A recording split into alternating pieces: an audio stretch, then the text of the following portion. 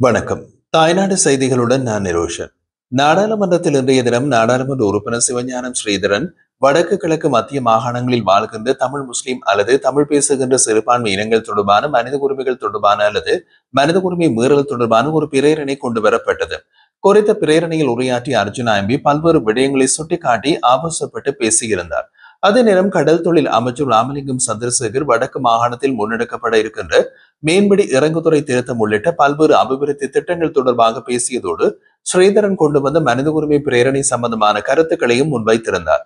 அவரது உரை முடிந்த இடத்தில் குறுக்கிட்டு பேசிய அர்ஜுனா எம்பி, அமைச்சரே, உங்கள் கதையை கேட்கும் போது எனக்கும் எனது ஆசனத்திற்கு பக்கத்தில் அமர்ந்திருக்கும் அத்தனை பேருக்கும் பூரிப்பாக இருக்கிறது. அதே நேரம் நீங்கள் சொல்லிய அத்தனை அபிவிருத்தி விடயங்களையும் நடைமுறைப்படுத்தினால் மிக சந்தோஷம். ஆனால் ஒரே ஒரு கேள்வி உங்களிடத்தில். பல வருடங்கள் அரசியல் கைதியாக சிறையில் இருக்கும் ஆனந்த் சுதாகரை விடுதலை செய்யுங்கள். வடக்கு மாகாணத்தில் மயிலட்டி மற்றும் பலாலி பகுதிகளில் ஆக்கிரமித்துள்ள காணிகளை விடுவியுங்கள். தையிட்டி விகாரை தொடர்பாக கஜேந்திரகுமார் பொன்னம்பலம் அவர்கள் கேட்டபடி செய்து கொடுங்கள். இவ்வளவையும் நீங்கள் செய்து கொடுங்கள். நாங்கள் எதிர்கட்சியில் இருக்க வேண்டிய அவசியமே கிடையாது. நாங்கள் உங்களுடன் வந்து அமர்ந்து கொள்கிறோம் என்றார் அர்ஜுனா எம்பி. ஆனால் இவ்வளவு விடயங்களையும் உங்களால் செய்ய முடியாது அல்லது செய்ய மாட்டீர்கள் என்பதுதான் உண்மை என்றும் பேசி புன்னகைத்திருந்தார் அர்ஜுனா. தொடர்ந்து பேசிய அர்ஜுனா எம்பி, இன்றைய தினம் கொண்டு வரப்பட்ட பிரேரணை வடக்கு கிழக்கு மத்திய மாகாணங்களில் உள்ள தமிழ் மக்களின் அடிப்படை மனித உரிமைகள் பாதுகாப்பு தொடர்பானது.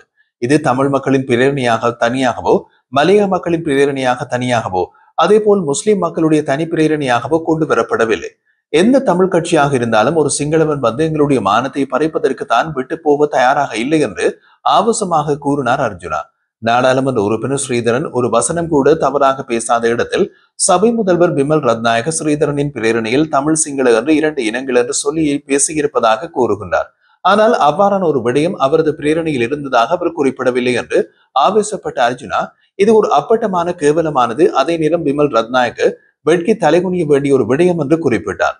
காலம் காலமாக வெளிநாடுகளில் உள்ள நாடாளுமன்றங்களில் நாட்டை எவ்வாறு முன்னேற்றுவது, எவ்வாறு அந்நிய செலாவணி அதிகரிப்பது போன்ற அபிவிருத்தி பற்ற விடயங்களை பற்றி பேசிக் கொண்டிருக்கின்றார்கள்.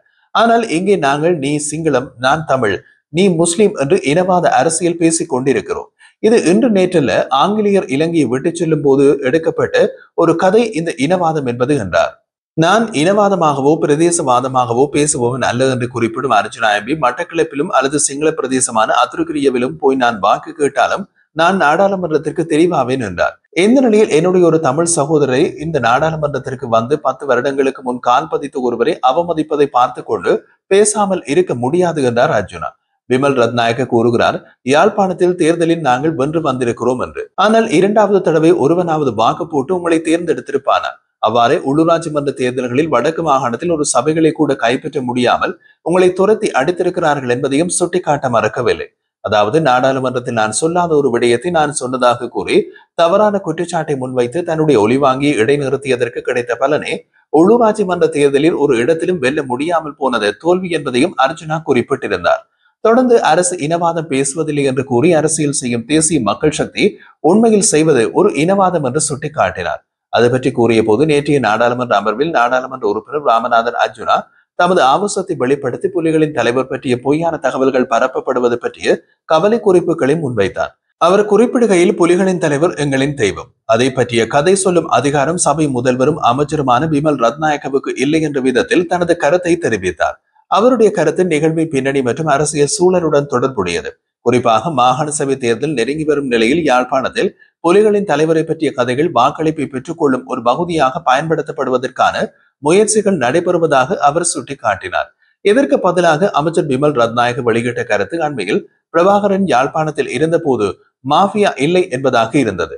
அர்ஜுனா எம்பி தொடர்ந்தும் தெரிவிக்கையில், நாம் புலிகளின் தலைவரை தெய்வமாக மதிக்கிறோம். அதனால் மீண்டும் பிரிவினவாத போரை ஏற்படுத்த போவதில்லை. தேர்தல் காலங்களில் பொய் சொன்னீர்கள், அதை நம்பி வாக்களித்தோம் என்று புலிகளின் தலைவரின் பெயரை கொண்டு வாக்குகளை பெற முயற்சிக்கிறார்கள். அதே போல் ராஜபக்சக்கள் பதிக்க வைத்த பணத்தை உகாண்டாவில் இருந்து எடுத்து வருவோம் என்று சொன்னீர்கள் என்று கேட்டாலும் அதே பதில். இனி இதை பற்றி பேசி நாங்கள் ஏமாற தயாராக இல்லை என்று தெரிவித்தார். இலங்கையின் அரசியல் வரலாற்றில் முதல் முறையாக முன்னாள் ஜனாதிபதி ஒருவர், அதுவும் நிறைவேற்று அதிகாரம் கொண்ட முன்னாள் ஜனாதிபதியான ரணில் விக்ரமசிங்கே குற்றப்புலனாய்வு துறையினரால் கைது செய்யப்பட்டார். அவரது மனைவி மைத்ரி விக்ரமசிங்கவின் பட்டமளிப்பு விழாவில் பங்கேற்பதற்காக லண்டனுக்கு சென்ற பயணத்திற்கு அரசு நிதி தவறாக பயன்படுத்தப்பட்டதாக முன்வைக்கப்பட்ட குற்றச்சாட்டின் அடிப்படையில் விசாரணைகள் நடைபெற்று வந்தது. இதற்காக விசாரணைக்காக குற்றப்புலனாய்வுத்துறை திணைக்களத்தில் முன்னிலையாகிய ரணில் விக்ரமசிங்க சுமார் 4.5 மணி நேரம் வாக்குமூலத்தின் பின் கைது செய்யப்பட்டார். இலங்கை வரலாற்றில் முன்னாள் ஜனாதிபதிகள் பல்வேறு குற்றச்சாட்டுகளுக்கு உள்ளான போதிலும் அவர்களின் பதவியினால் கிடைத்த சிறப்புரிமை காரணமாக விசாரணைகள் இன்றி தப்பித்து வந்துள்ளார்கள். ஆனால் ஊழல் குற்றச்சாட்டுகள் தொடர்பில் யாரும் சட்டத்திற்கு மேல் இல்லை என்ற கோஷத்தை முன்வைத்து ஆட்சிக்கு வந்த அனுர அரசாங்கம் பல்வேறு அரசியல்வாதிகளை கைது செய்து நீதியின் முன்னிறுத்தி வருகிறது. இந்த நிலையில் கடந்த சில மாதங்களுக்கு முன் மஹிந்தானந்த அழுத்கமகே மற்றும் நளின் பெர்னாண்டோ ஆகியோருக்கு 20 வருடங்கள் மேற்பட்ட சிறை தண்டனையும் விதிக்கப்பட்டது. இதன் தொடர்ச்சியாக ரணில் விக்ரமசிங்கே கைது செய்யப்பட்டிருப்பது வரலாற்று சம்பவமாக கருதப்படுகிறது. இலங்கை அரசியல் வரலாற்றில் தவிர்க்க முடியாத தலைவராக ரணில் விக்ரமசிங்கே அடையாளப்படுத்தப்படும் அதே நேரம் அதிகமான தடவை பிரதமராக பதவி வகித்தவர் என்ற பெருமையினையும் கொண்டவர். ரணில் ஊழலில் ஈடுபடாதவர் என்று மிஸ்டர் கிளீன் என்ற பெயரையும் பெற்றிருந்த போதும் ஊழல் செய்தவர்களை கண்டுகொள்ளாதவர் என்ற விமர்சனமும் அவரை பின்தொடர்ந்து வருகிறது. 40 வருடங்களுக்கு மேலான தனது அரசியல் பயணத்தில் எட்டாக்கனியாக இருந்த ஜனாதிபதி பதவியினையும் நாட்டின் பொருளாதார நெருக்கடியின் சூழலில் தலைவர்கள் ஓடிய தருணத்தில் கைப்பற்றியவர். குறிப்பாக நாடாளுமன்ற தேர்தலில் கடுமையான தோல்வியடைந்து கிடைத்த ஒரே தேசிய பட்டியல் ஆசனத்தின் மூலம் நாடாளுமன்றம் வந்து பிரதமராகி தொடர்ந்து ஜனாதிபதியாக தெரிவானது அவரது அரசியல் வரலாற்றின் தனித்துவமான பகுதி. ஜனாதிபதியாக இருந்த காலகட்டத்தில் நாட்டின் பொருளாதாரத்தை ஓரளவு நிலைப்படுத்தி இருந்த ரணில் பின்னர் மீண்டும் ஜனாதிபதியாகி தேர்தலில் போட்டியிட்டாலும் மக்கள் மாற்றத்திற்காக அனுரவை ஆதரித்தனர். சர்வதேச அரசியலில் மதிப்பும் பல உலக தலைவர்களுடன் ஆளுமைமிக்க தொடர்புகளும் வைத்திருந்த ரணில் விக்ரமசிங்கே கைது செய்யப்பட்டிருப்பது தற்போது சர்வதேச ரீதியிலும் தலைப்புச் செய்திகளாகி உள்ளது.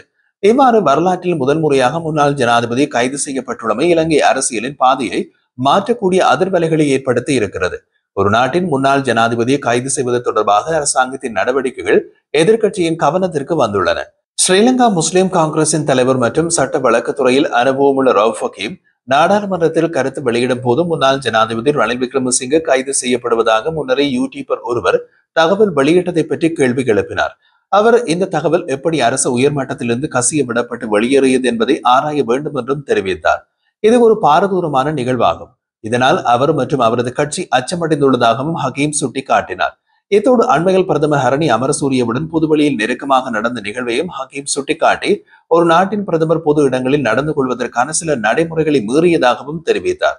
இதனால் யூடியூபர் முன்னதாகவே ரணில் விக்ரமசிங்கே கைது செய்யப்படுவார் என்று தெரிந்திருப்பது கேள்விக்குரியதாகவும் என்றும் ரவுஃப் ஹக்கீம் கூறியிருந்தார். ரவுஃப் ஹக்கீம் நாட்டில் சட்டம் அனைவருக்கும் சமமாகும் என்பதில் ஏற்றுக்கொண்டார். ஆனால் முன்னாள் ஜனாதிபதி ஒருவரை சாதாரண குற்றவாளிகளைப் போல கைது செய்ய முடியாது என்றும் குற்றப்புலனாய்வுத்துறை பிரிவினர் அதனை செய்தது விமர்சனத்துக்குரியது என்றும் தெரிவித்திருந்தார். அதேபோல் நாடாளுமன்ற உறுப்பினர் சாமர சம்பத் தசாநாயக்க யூடியூபர் சுதத்த திலகசரி முன்னாள் ஜனாதிபதி கைது செய்யப்படுவார் என்று முன்கூட்டிய காணொலி வெளியிட்டதை விமர்சித்து இதை ஒரு நகைச்சுவையாக குறிப்பிட்டார். இதனிடையே முன்னாள் அமைச்சர் அலி சஃப்ரி வெறுப்பு மற்றும் பழிவாங்கும் சுழற்சியினை முடிவுக்கு கொண்டு வர அரசாங்கம் நடவடிக்கை எடுக்க வேண்டும் என்று கூறியுள்ளார். இவ்வாறான விமர்சனங்கள் மற்றும் கேள்விகள் ரணில் விக்ரமசிங்கே கைது சம்பவத்தை சுற்றியுள்ள அரசியல் சூழலின் அதிர்வலைகளை பிரதிபலிக்கின்றன. இது இவ்வாறு இருக்கையில் பொது பாதுகாப்பு அமைச்சர் ஆனந்த விஜயபால சட்டம் அனைவருக்கும் சமமாக பயன்படுத்தப்படுவதாக தெரிவிக்கிறார். இந்த கருத்து முன்னாள் ஜனாதிபதி ரணில் விக்ரமசிங்கே என்று கைது செய்யப்பட்ட நிலையில் பின்னணியில் வெளியிடப்பட்டுள்ளது. ரணில் விக்ரமசிங்கே தனது ஜனாதிபதி காலத்தில் பிரிட்டனுக்கு சென்ற தனிப்பட்ட சுற்றுப்பயணத்திற்காக அரச நிதியை தவறாக பயன்படுத்தியதாக குற்றம் சாட்டப்பட்டுள்ளார். இந்த சூழலில் முன்னாள் ஐஜிபி, முன்னாள் டிஐஜி, அமைச்சர்கள், நாடாளுமன்ற உறுப்பினர்கள் அல்லது முன்னாள் ஜனாதிபதி ஆகியோர் யாராக இருந்தாலும் சட்டத்தின் முன் சமமாக நடக்க வேண்டும் என்று அமைச்சர் ஆனந்த் விஜயபால வலியுறுத்தியுள்ளார். இந்த நிலைமை நாட்டில் சட்டத்தின் முன்னுரிமை மற்றும் பொது நம்பிக்கையை உறுதிப்படுத்தும் முக்கிய அடையாளமாக விளங்குகிறது. அவரின் பேச்சில் முக்கிய அம்சமாக தவறுகளில் ஈடுபட்ட நபரை நீதியை முன் கொண்டு வர அரசாங்கம் எந்தவிதமான தயக்கத்தையும் காட்டாது என்பதையும் குறிப்பிடத்தக்கது.